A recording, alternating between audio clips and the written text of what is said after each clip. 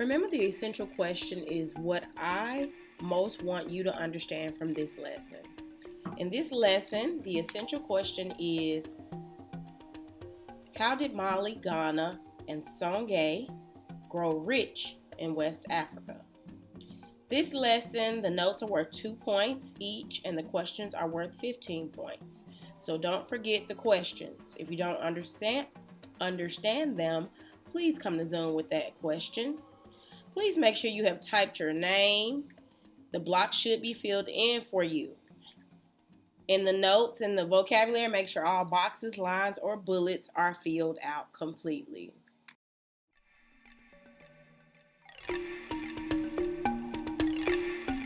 Is pretty short here. So our first vocabulary word is not actually a word, but it's a person. Mansa Musa is the Malian emperor who reigned from 1307 to 1337. His reign was known for peace and security. Oral history is the spoken word of past events passed down from generations. So basically, when you sit down with your grandma, your Medea, and she tells you about your family, that's an oral history. Extended family. West African family that includes father, mother, children, and close relatives. So your family isn't just the people in the house with you. It might be relatives that are close to you. Age sets are groups, usually men, who are born within the same years and form a special bond. So think of an age set like a generation. You guys right now are in a generation. So you all are born within the same years and you have some special bonds. You have some things that are unique to you. You went to school during COVID. That's a unique special bond you guys have.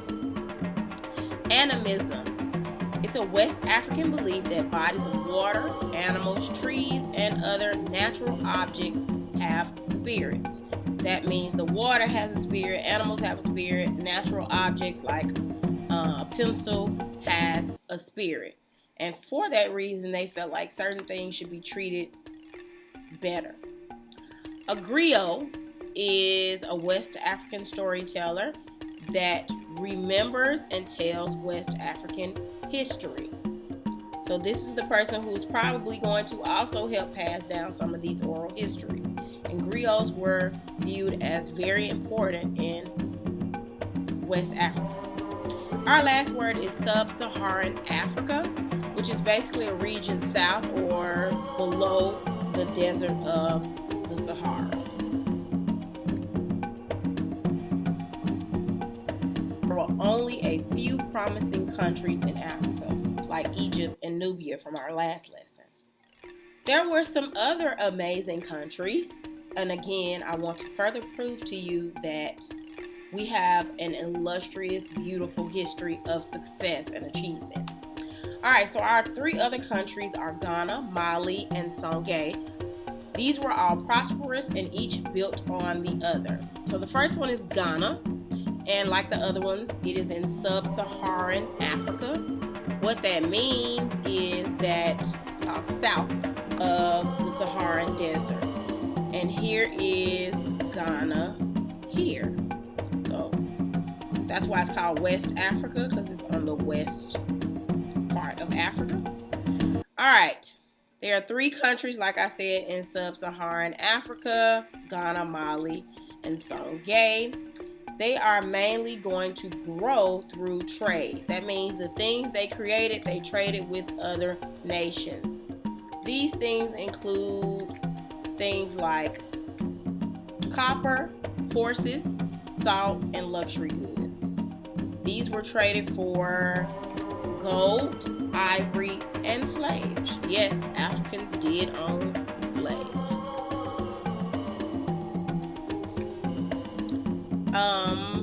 These are some of the items that you would trade for. Continuing with trade, how does a country get rich through trade? Well, how does any other country get rich? Taxes, baby.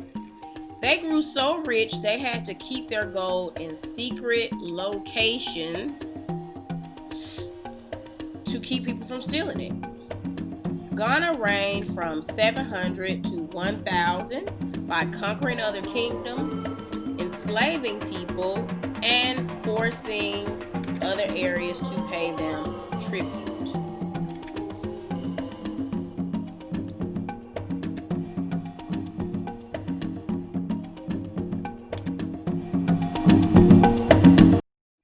Grew so wealthy that people called them a kingdom of gold. Think of them as a Wakanda. Unfortunately, that time of prosperity didn't last. They had constant attackers that scared off merchants. This led to a loss of business and eventually the fall of Ghana. The reason for this is if I'm here to do business, then I want to make money. But if people are coming in and attacking you, I'm not going to come to your country and trade with people because I could get killed. So as they lost business and lost taxes, they couldn't pay for an army and defend themselves. So they got attacked by many invaders. However, it does lead to the rise of another West African country. I wonder if you can guess.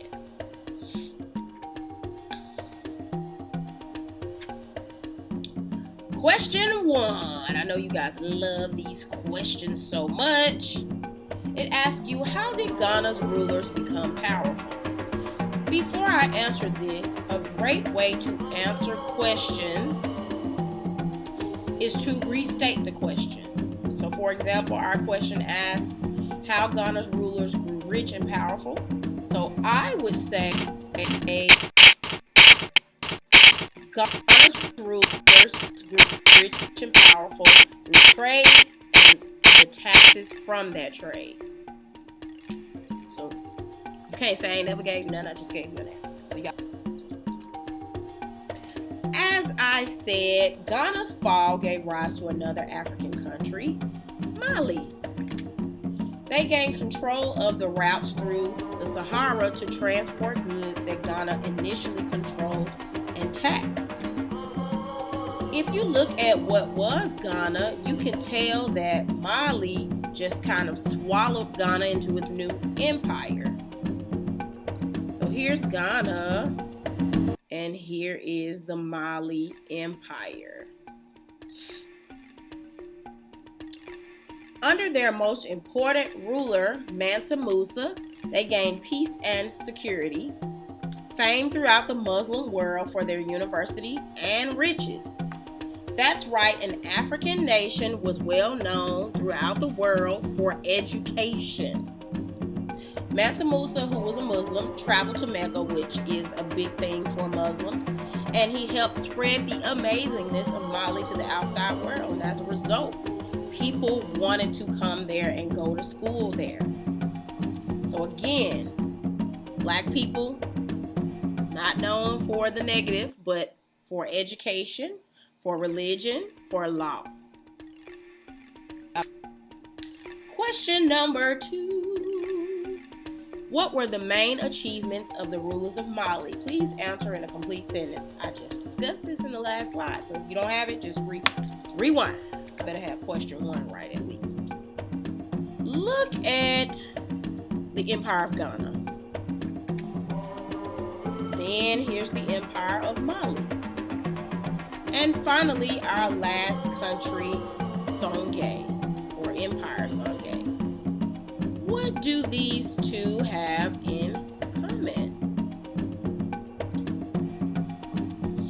I hope you can see that they're all sort of in the same area. That's because when Ghana fell, it was absorbed into the Malian Empire. And when Mali fell, I hope you can figure out the pattern here. Some of it was absorbed into the Songhai Empire. Pretty much gives new meaning to the idea that your enemy is usually pretty close to home. Like I said, Songhai developed from inside the Malian Empire. Mansa Musa conquered Mali, but they won back their independence later and eventually took over parts of the Malian Empire. Their most famous ruler was Sunni Ali Bir. He was the first to give horses to his army. He also built a navy with canoes who could patrol the Niger River. You see him here holding a very strong sword. He even got different religions to ally together. Their accomplishments also include developments in philosophy, medicine, and law. Unfortunately, they were eventually defeated by smaller states and Spanish people.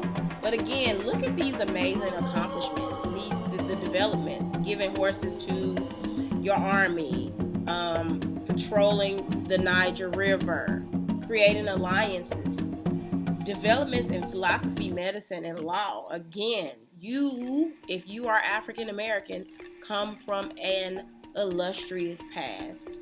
And I truly believe if more African Americans knew this, we would live up to this. So something to keep in mind every day of your life. Am I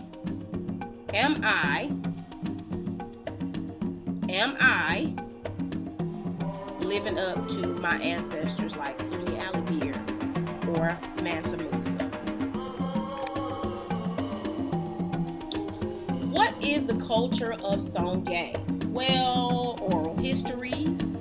They believe that ancestors' spirits stayed with you. They also love to have amazing masks, music, and dance. So, they had an amazing culture. They even had griots who told stories and songs like Youssou N'Dour, who's from Senegal and was known worldwide. All right, your last thing, you have 2 questions. Question 3, what was one way in which the empires of Ghana and Mali were similar? What was one way in which they were different? Please answer in complete sentences. This is 2 questions, so I should see 2 sentences. Now, I did answer this earlier because I talked about it. So rewind back to when I talked about Ghana and Mali if you don't know the answer. The last question says, how did Mali and Ghana grow rich in West Africa? Please answer in complete sentences. If you're having issues with any of your notes or your independent practice, please bring those questions to Zoom.